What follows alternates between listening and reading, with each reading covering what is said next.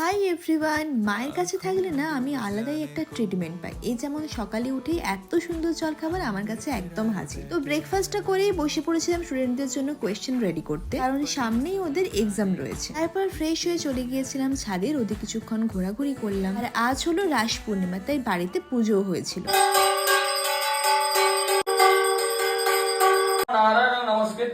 জানো তো, এই প্রসাদের জন্যই কিন্তু আমরা রীতিমতন ছোট থেকে ওয়েট করে থাকি কখন পুজো হবে আর আমরা প্রসাদ পাবো। তো প্রসাদ খেয়ে লাঞ্চ করে আমরা দুই বোনে মিলে বেরিয়ে পড়েছি, যাচ্ছি আমার শ্বশুর বাড়ি। বাবা আমাদের বাস স্ট্যান্ডে আর ছেড়ে দিয়ে এসেছিল, কারণ সবসময় বাইক বা ফোর হুইলারে যাওয়ার অভ্যেসটা থেকে একটু বিরত থাকা, সাথে যদি থাকে এমন একজন পার্টনার আর এই আমলকির প্যাকেট, তাহলে তো হয়েই গেল। পৌঁছে আমরা দুজনে মিলে আমাদের উপরের বারান্দার ফার্নিচার গুলো সরিয়ে রাখছিলাম আর জায়গাটা হালকা একটু ডেকোরেট করছিলাম। এর রিজনটা তোমরা নেক্সট ব্লগে অবশ্যই জানতে পারবে, তার জন্য দেখতে হবে আমার নেক্সট ব্লগটা। তোমরা ততক্ষণে চ্যানেলটা সাবস্ক্রাইব করে দিও। বাই।